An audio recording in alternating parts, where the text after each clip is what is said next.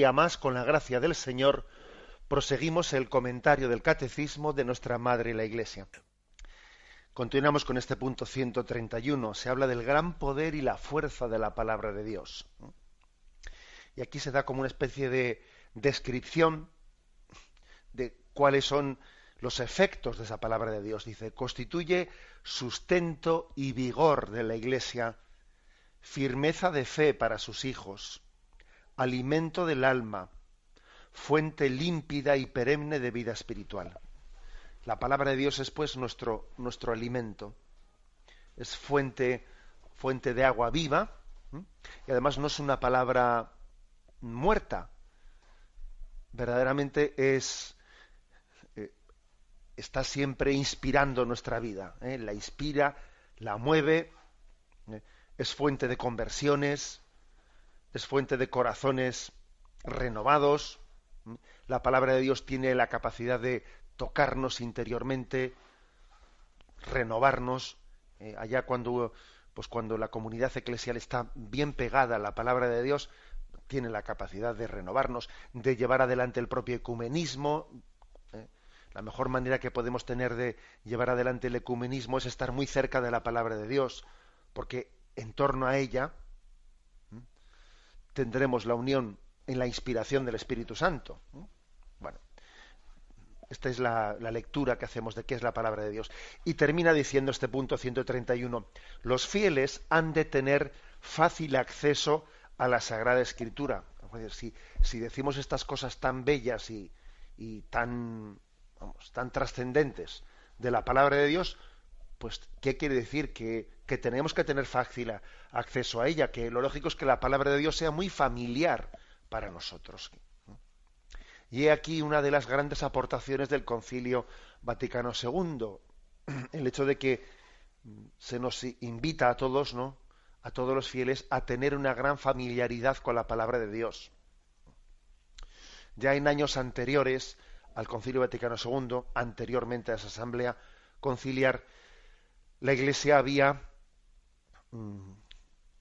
dado el paso de traducir a las lenguas vernáculas la Sagrada Escritura. La Sagrada Escritura había permanecido desde la traducción de la Vulgata de San Jerónimo, había permanecido durante muchísimos siglos pues en latín, o sea, digamos una parte de sus idiomas originales de hebreo y griego, ¿no? Pero digamos el idioma más cercano para nosotros era el latín. Digamos que los protestantes, la Reforma protestante acusó a la Iglesia Católica de haber secuestrado, entre comillas, ¿no?, haber secuestrado la palabra de Dios, teniéndola únicamente en latín, y acusaba, por lo tanto, de que no era una palabra que no se acercaba a los fieles. ¿Qué ocurría? Pues que como Lutero tenía ese criterio, ese error teológico de la libre interpretación de la palabra de Dios, es decir, que cada uno interpreta libremente la palabra de Dios y no hace falta estar sujeto a la tradición, al magisterio de la Iglesia para aceptar correctamente, bueno, pues fruto de ese error de Lutero, pues quizás en la Iglesia Católica existía una reacción que era decir, ojo, no traduzcamos la palabra de Dios a las lenguas vernáculas, porque entonces se puede cometer más fácil el error de Lutero de la libre interpretación de la palabra de Dios. Más vale tenerla en latín, porque de esta manera los sacerdotes, según la predican, bueno, el latín no era la lengua del pueblo, es la lengua que la conocen quienes han estudiado la teología, con lo cual al predicar la palabra de Dios ellos mismos ya la predican desde el magisterio de la Iglesia. Bueno, se comprende, tiene su contexto histórico, pero obviamente no respondía, o sea, no responde al ideal que nosotros tenemos que llevar a efecto, que es que la palabra de Dios sea el alimento directo para nosotros. Luego es verdad que en su interpretación no tenemos que caer en ese principio luterano de la libre interpretación de la palabra de Dios, sino que la palabra de Dios la interpretamos desde la tradición de la Iglesia y en el seno de la Iglesia, etcétera, pero sin embargo sí es muy importante el acceso directo a la palabra de Dios. porque en el contacto directo con ella el Señor nos dice muchas cosas, aunque no sea en ese principio de libre interpretación.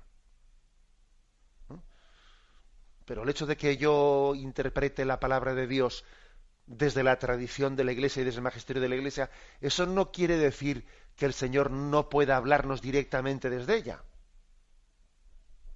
Claro, nos habla directamente desde la palabra de Dios. Luego es bueno tener, ¿no?, tener ese acceso directo.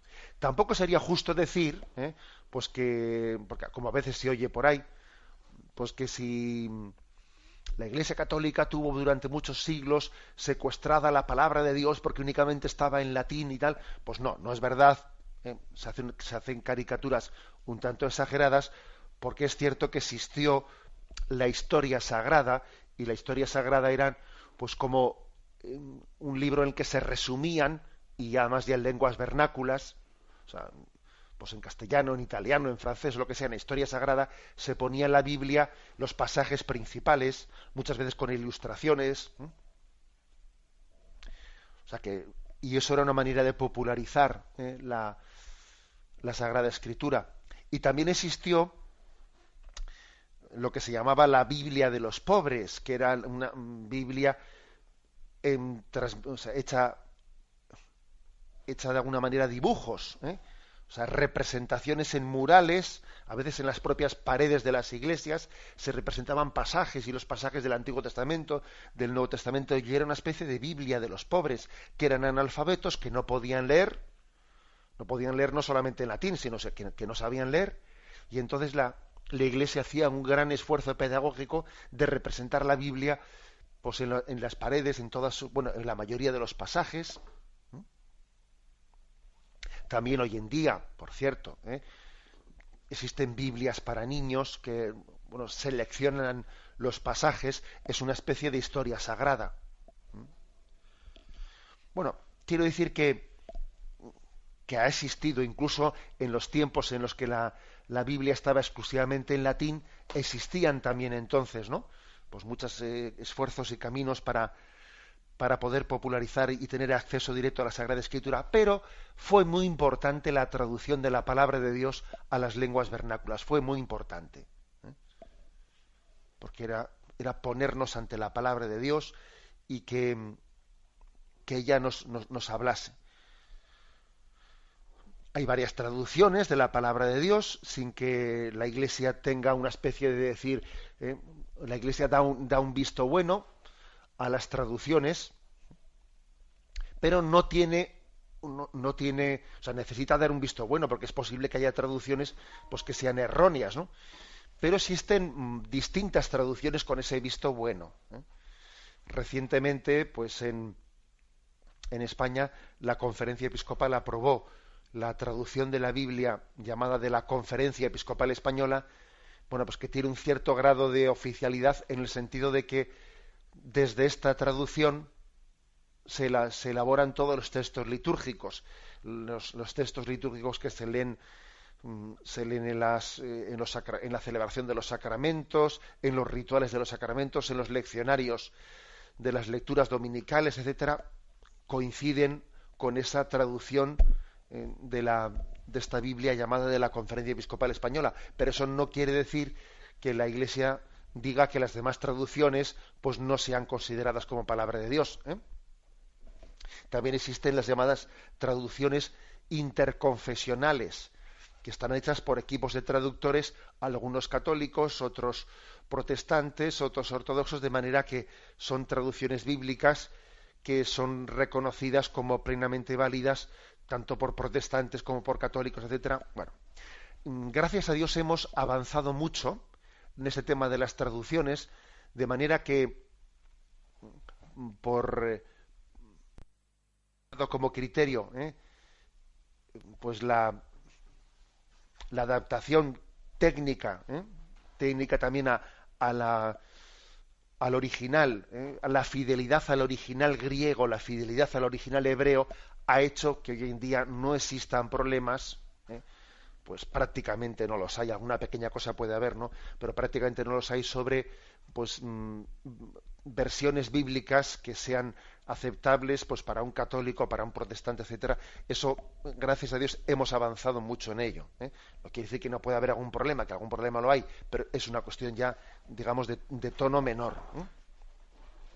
Pero la afirmación importante es que tengamos fácil acceso a la Sagrada Escritura, no para colocarla en la estantería de la biblioteca, como os podéis imaginar, ¿no?